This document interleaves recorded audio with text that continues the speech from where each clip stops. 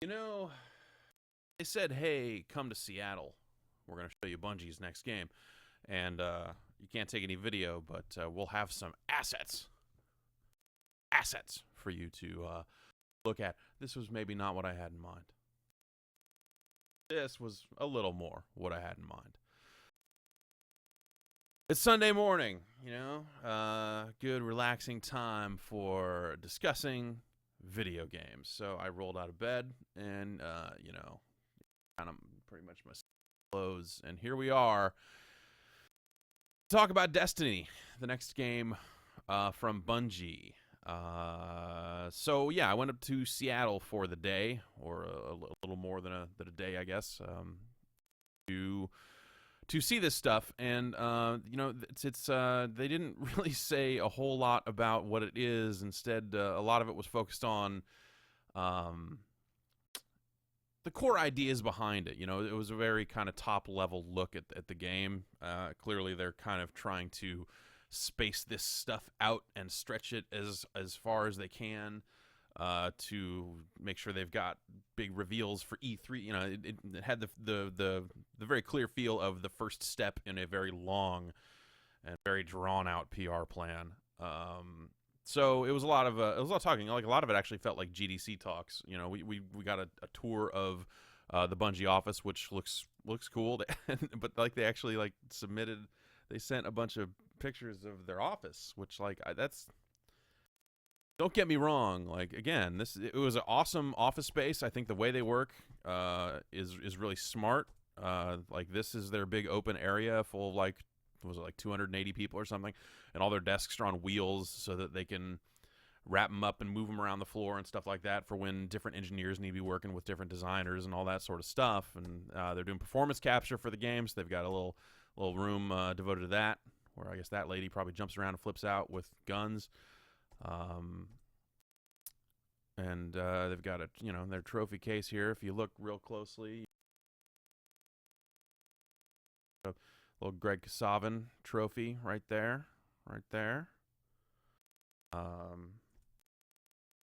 Their theater. This is where we ended up spending most of our time, as they gave presentations about the new game. So what is Bungie's Destiny?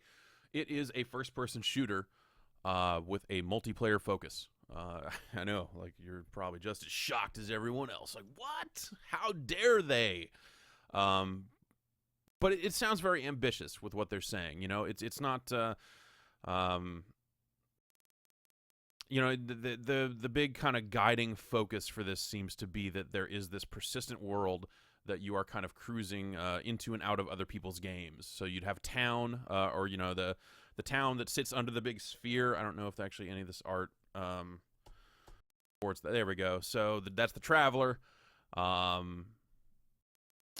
It's a bunch of aliens were attacking Earth, and this is all stuff that, when that original concept art leaked out, that stuff came with it. Is this big sphere showed up to save the last kind of remaining humans from invading alien hordes, and as a result, they've built. Do we have any pictures of the base for the humans? Guess not.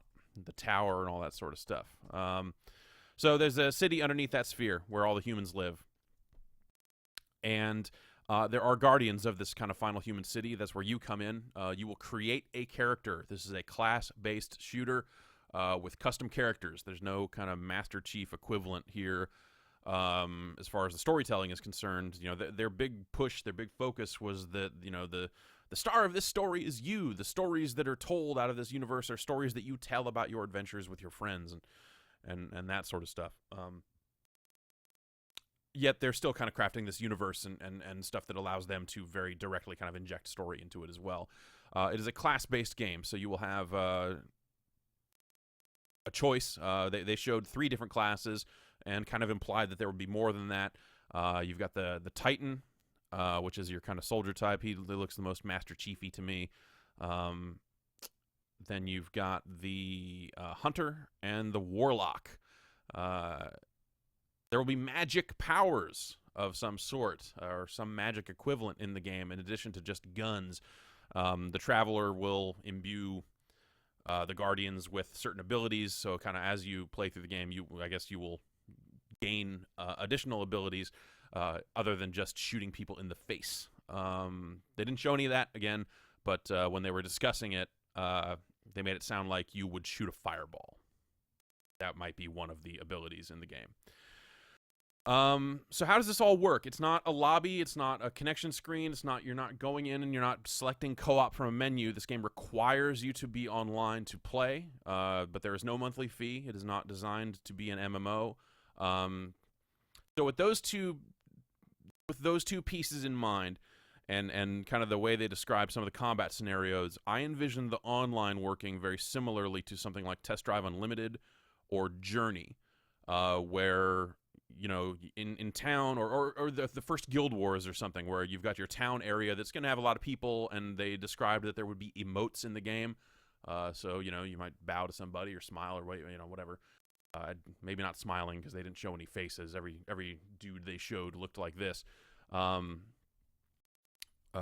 up and all that sort of stuff.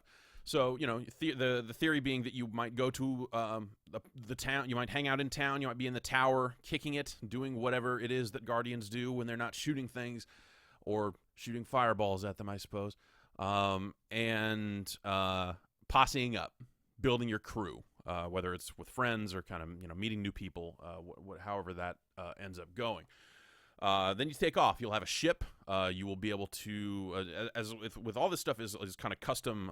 You know, you'll be finding armor and weapons and that sort of stuff. You'll also be able to kind of get different ships, though they didn't say what you'd be able to do in those ships, if there'd be dogfighting or real combat or anything like that, or if you were just kind of using it to warp around from planet to planet. Because you will be going to other planets, Mars, Venus. You know, one of these shots here. That's the Hellmouth. That is on the moon, I guess. Ocean of Storms here. That's a Pike. That's a flyable vehicle. There we go, the Traveler again. Those are time-traveling robots. We'll get back to those. Mars. Here's Mars. But there's also Venus. I don't know which one of these. That's Mars. So you will posse up in town and then head out from there. And in some cases... In fact, I think they implied that this exclusion zone here, this Mars area, would be one of them. May also be public zones. So the scenario they described, and that's what they just, you know, in addition to setting up the universe and talking about the Traveler and that sort of stuff, the storytelling was done very much in a here's an adventure I went on with my crew. So the scenario they described is getting out here, you know, discovering a whole bunch of enemies, fighting your way through them. You know, odds against you, and then all of a sudden another human player just cruises in on this Pike, you know, lays waste to a bunch of enemies, joins your crew for the rest of that dungeon. They also kept using the word dungeon, which was interesting. You know, they would talk about, like, you know, this derelict ship, there's a dungeon there. On Mars, there's a dungeon. Here's a dungeon with a big bad guy here at the Citadel, that sort of stuff. So, you know, they were kind of skirting around MMO terminology. At one point, one of them said raid, you know, a 6-player raid, but they didn't really get too specific about that stuff, other than to say that, like a game like Journey, like a game like Test Drive, where you had kind of cars kind of coming in and out, that if you're in one of these areas, you know, other human players would show up and be able to directly interact. It wouldn't necessarily, you know, They talked about inviting players to squads, so I think it's safe to assume that there'll be some sort of party system in place for that, whether someone is either just hanging out in the same area as you or actually part of your set, your team, your running crew. But yeah, very much kind of just they'll be connecting in the background and showing up in your game, and then if they keep running, they will disconnect without any sort of connection screen or any sort of loading screen or anything like that. People will just be running through your business. It sounds, like I said, the whole thing sounds ambitious and pretty interesting. And that's you know, that's all co-op. It doesn't seem like you're gonna necessarily have like people running up and messing up your business while you're busy on a mission or something like that, right? So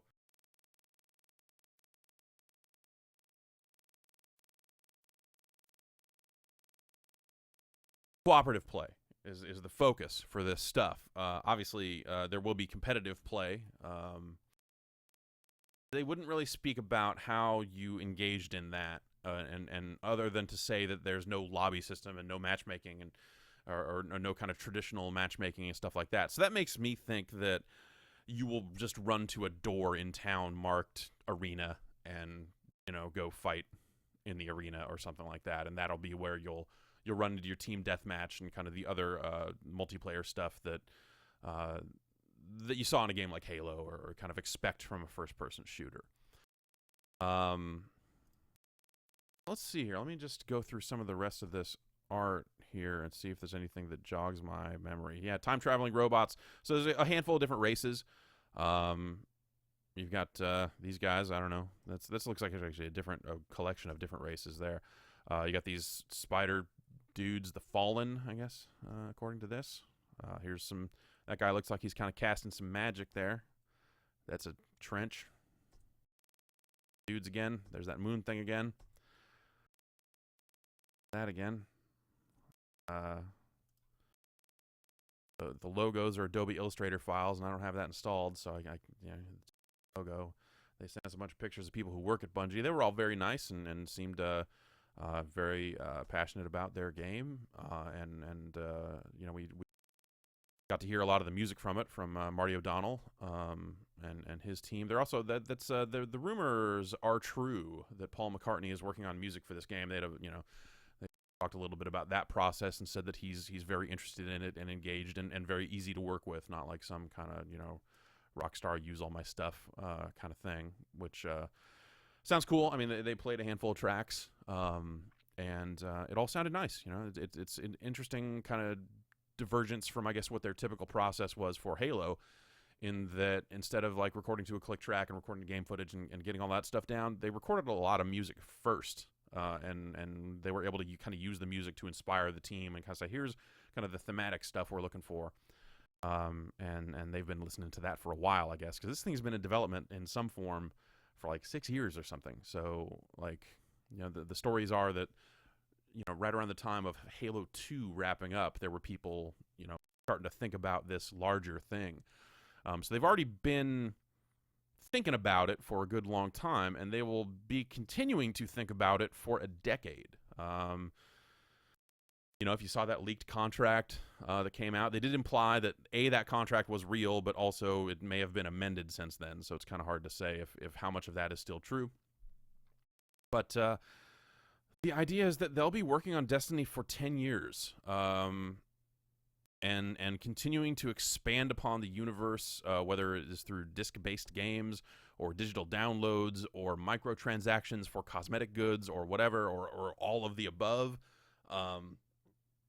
They wouldn't get specific about the business behind it, other than to say that there was no monthly fee, and to say that they were only announcing it for Xbox 360 and PlayStation 3. Which, of course, came with one of those, like, at this time sort of thing. I'm looking over here. I have the fact sheet they sent out over here. I'm not going to put that up on screen because it has people's phone numbers on it. And as fun as that would be for...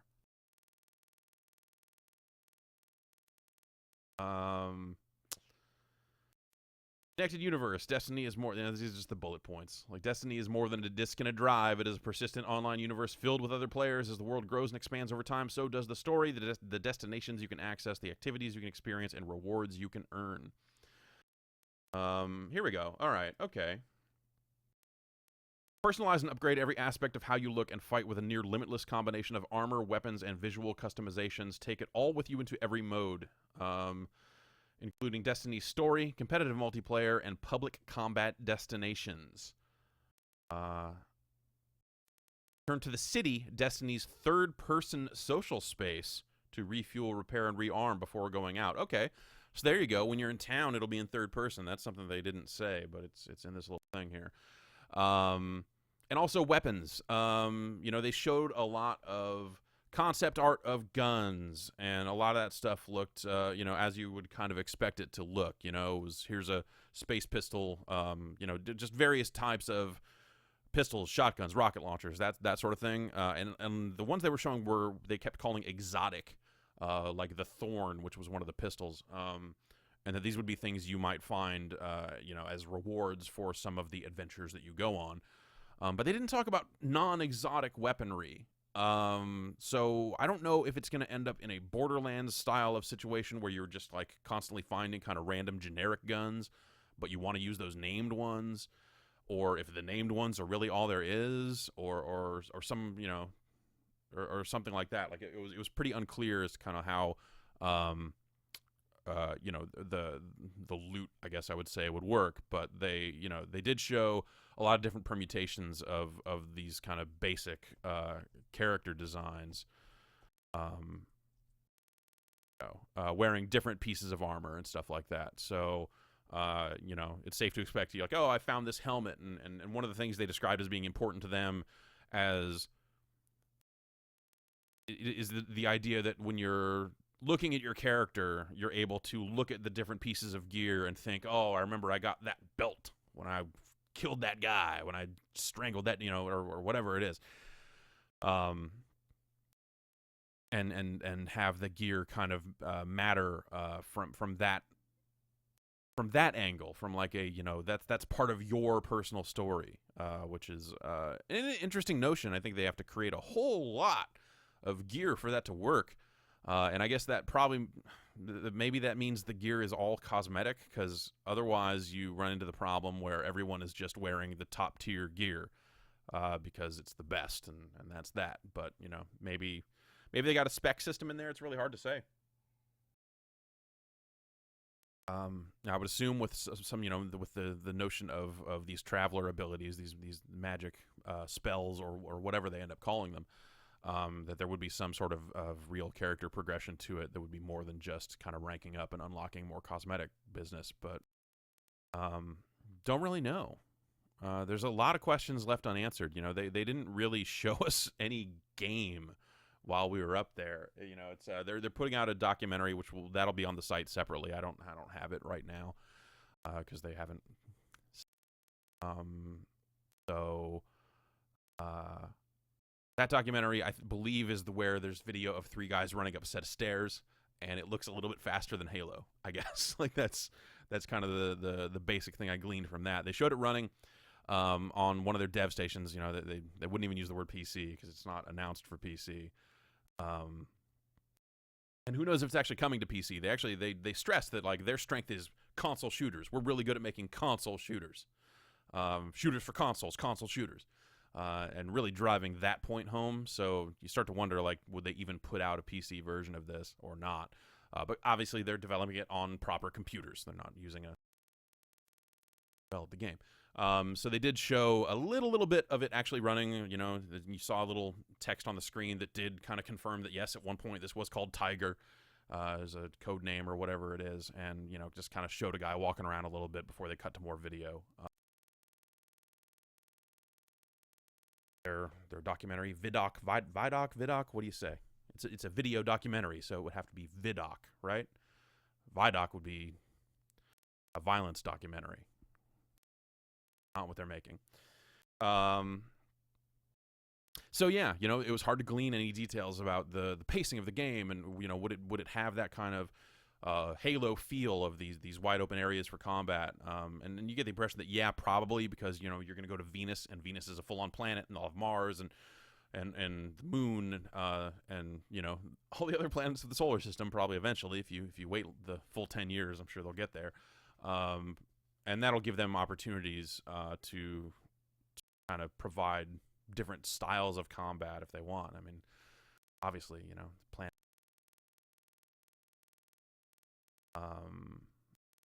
But yeah, it sounds like their goal, their stated goal, was to have this universe where they could tell any story they wanted to tell and commit to it for a good length of time, so that they can safely kind of explore the space.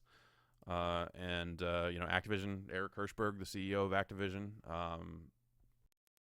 you know, was there just kind of being supportive, and Bungie's a great, you know, giving kind of the typical press conference-y sort of like, Bungie's a fantastic partner, and, you know, that's what we bring to the table is expertise and multi-platform development, you know, kind of that sort of stuff.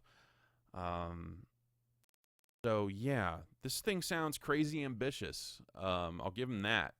And they really do talk a good game. They spent some time, like I said, some of it Some of it resembled like a GDC presentation. You know, they're kind of talking about their engine. They're talking about lighting techniques and how they had to basically rebuild their entire tools pipeline from the ground up.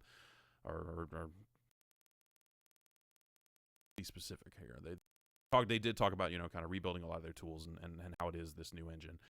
And how asset generation, like building these worlds, is totally different than it was for them through Halo. Kind of how they're using different prefab pieces to build areas, which immediately, like, I kind of jerked back and went, geez, is it just going to be like every planet is a slightly different colored building that is the exact same as like Mass Effect 1 all over again or something like that? And that remains to be seen, but what they did show is an area being, like, the prefab pieces look pretty small. It'll be like, here's a canister, here's a, you know, this little thing, and they showed kind of an area being put together, and by the time it got put together, it no longer looked like a bunch of prefab parts being slapped together. So it's hard to make that call without seeing a lot of different areas and seeing if you can start to pick out different pieces. But the one area they did show being built that way looked pretty good. In fact, the whole game, the little bits that they showed, I mean, obviously we got concept art to kind of go off of here, but the little bits that did look like they were a running game looked pretty good, and didn't look like something that would be running on an Xbox 360 or PlayStation 3. I was kind of left with the impression, with the way the day was structured, with a lot of breaks and a lot of time spent on music and kind of asking questions that obviously they weren't in a position to answer, that there was probably something else scheduled for this event that got pulled. And, you know, whatever. We were hanging out at the Bungie office all day. So I ran into a couple of people while I was there, you know, kind of hanging out front. You know, people like, hey, hey, you're from the internet. And like, hey, how's it going? Hey, talk to some people that worked at Bungie. And, you know, kind of they were like, oh, what do you think? What do you think? And I said, I think all this concept art looks really cool and ambitious, but I would have really liked to have seen the game. And they seemed somewhat incredulous. Like, wait, you're not seeing the game? So, yeah, that was kind of weird. They talked a lot about their playtesting setup. Like, they're constantly bringing in focus groups, and they've got this kind of cool setup where in the theater they can watch every single test bay they've got, where they can have a camera on person's face and also the game screen. And they showed a little bit of footage of that, and it was a screen full of a bunch of pasty faces, and next to it tiny game screens. But they had gone through and blurred out all the game screens so you couldn't see what they were actually running. So even, they went to extreme lengths to make sure that no one got to see what this game was going to really look like. Which is, again, weird for a game that they stressed they were playtesting constantly. They're like, oh, we're playing it all the time. Guys upstairs are working on it right now. We just had a big old play test. We've got people coming in all the time from our community and signing NDAs and playing it and all this other stuff, but you can't fucking see it. I'm like, oh, okay, all right, that's cool, thanks. So that was kind of frustrating, being constantly told how long they've been playing the game and how much there is to play and all this other stuff, and not being shown any of it. So I got to take it all with a grain of salt, right? Like they're talking a very good game, and I believe that Bungie is capable of doing this. It's highly ambitious. I don't think that they'll be able to hit what they were the little bits that they were showing. I don't think will run on current generation platforms, but obviously they're in a position where they can't announce anything for next generation yet. So I wouldn't be surprised if we saw them at Sony this week, honestly. Like, it'd be weird to bring a multi-platform game up there, but I think Bungie's one where, because they've been Microsoft only for so long, like, it might make sense for Sony to bring them up and say, hey, here's Bungie developing for our next our next console. I think that would be splashy enough to make sense. So I would not be shocked if something that looked more like a proper trailer or something showed up there. But that, it's not a guarantee. There was maybe, hinting that that's possible, but that Sony thing sounds like it's probably down to the wire across the board on a lot of So, so that could go either way. I wouldn't take bets one way on Bungie being at the Sony. But obviously, this game will, this is Activision we're talking about. Activision's in the business of putting games onto platforms, all platforms. So I think it's safe to say that it'll show up on both next generation consoles. But I'm not so sure about PC. I guess like that seemed like it would be kind of a no-brainer. That like, hey, why wouldn't you do it for PC if you're doing it for the next generation of consoles, which are just PCs? Hey, bring it everywhere. Like, don't be crazy. Like let's do this. Put the game out all over the place. If you can fit it onto Vita in a meaningful way, do it. Right? Why not? But with the online stuff, maybe Vita wouldn't as much sense if it has to always be online. Anyway, portable system might not be. But yeah, this game will end up everywhere. If not with this first game, then with the next one or the next thing. I mean, they'll have to bring it out for those systems eventually, because obviously they're talking about working on Destiny for a decade. So that is definitely a safe bet that it'll end up all over the place. It was just kind of awkward. Like it's a really awkward time right now because you've got people in positions where they clearly know. Like there was a, I was like, all right, sure, dude. Someone kind of asked Hirschberg about coming to next generation consoles and stuff like that, and he pulled. It was just like he was basically just said like, I'm going to your guys' sites to learn about these consoles. I don't know, like not in it's something that I guess CEOs can do, because he looked like he meant it. But clearly that's bullshit. I mean, that's, those dev kits are out there. People are working on games. Activision is actively working on, next generation first person shooters, for example. So the idea that the head of this company would just be in the dark and like, I'm going to your websites and reading these rumor stories. What the fuck do I know? I'm just a guy. It's all he can say because of the way all their NDAs get structured, that if he even acknowledges that, like, hey, it's who can say, like that whole thing, that just touches off a whole flurry of crap. So I guess I can't blame him for lying to a room full of media. But let's not get all cynical and down about it. I would have liked to have seen more about the game, especially, but only because they kept talking about how often they were playing it. At that point, I was like, "What the? Let's just go upstairs and look, man. It's a shooter. It's I know kind of what it's gonna look like. Like, let's not be crazy. You're holding back too much. You're spreading this thing too thin."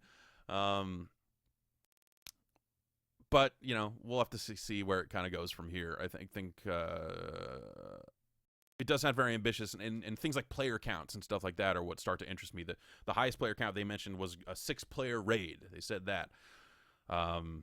So I think we can assume that a co-op party can get up to 6 at the minimum. But I think that's where the things where you'll end up seeing differences between the versions if they do a next generation version. Now I'm doing it.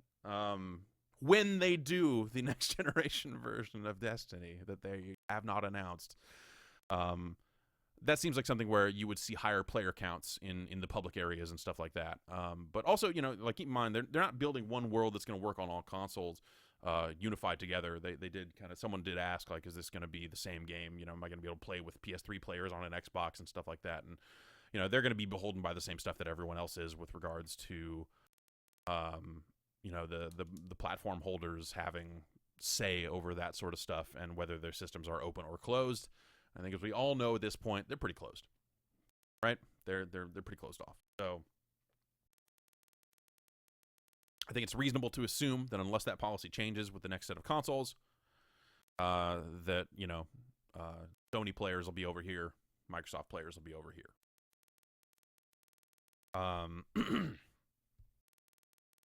And I think to that end, when they move up to new consoles, there'll probably be a segregation point there. Because the next generation systems, theoretically, you could have higher player counts. Like look at like Battlefield on console versus PC, where on the PC, you've got 64 player, like whatever you want to do.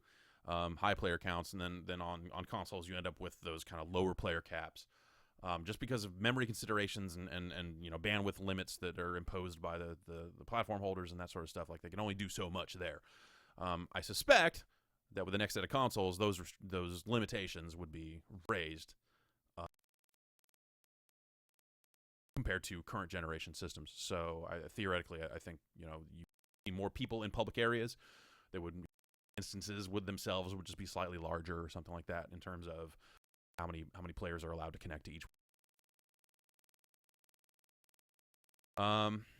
So yeah, just to recap, you shoot dudes, and it's got this always online thing, but not in an MMO way, more of a journey, test drive unlimited kind of way.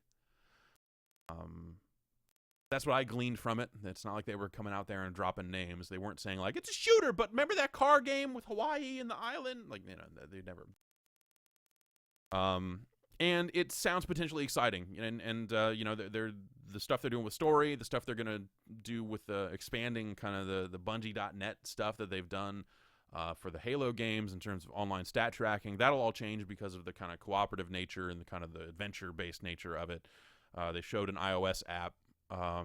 They showed some screenshots of that, and you know, it looked like that'd be like, oh, you can do messaging inside the app that might get into the game, and vice versa. So you can kind of say like, hey, we're gonna go to Venus tonight. I think that might have literally actually been the thing that showed on the screen, but something similar to that, you know. But also look at your character, kind of look at some different stats and stuff like that, with regards to, you know, what armor he's got and how that's gone and that. So, you know, expect that. I wouldn't be surprised to see like a Facebook version of that experience or something like that. Or obviously they'll do it on their website as well, in addition to an app. And it's good. Been good for Halo, right? Let's take one last look here at this else to glean off of that. It's interesting that the social space is third person. I guess that makes those emotes work, right? Red dunes of Mars, lush jungles of Venus. Discover all that we have lost. Become legend. So yeah, discover all that we have lost. That's the dungeon they were talking about running. You know, it was to go get some ancient, and by ancient they mean like, you know, future of Earth's past, or, you know, whatever it ends up being, of kind of Earth's colonization of the solar system. Go into these derelict facilities and recover things. Sweeping adventure set within a bold new universe. Cooperative, competitive, public, and community activities. So yeah, they also said the game would be able to support something like live events, where, you know, who knows, maybe once a week, once a day, something like that. A bunch of the alien races gather outside the city walls and start attacking it, and you have to band together to fight them back, or you know, something along those lines. Kind of what I'm envisioning there. I'm keep in mind here, I'm speculating quite a bit because this is, you know,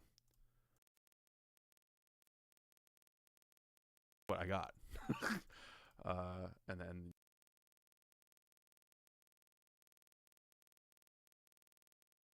release date TBD. I guess on their financial call they did kind of say that they don't necessarily expect, or I guess they are not expecting it to impact their 2013 financials, which at that point would mean that this wouldn't be coming out until Q2 of 2014, if that's how their fiscal setup works. Which that's a weird time to ship an Xbox 360 and PlayStation 3 game, right? So, yeah, that goes. Blah blah blah. Connected universe rating.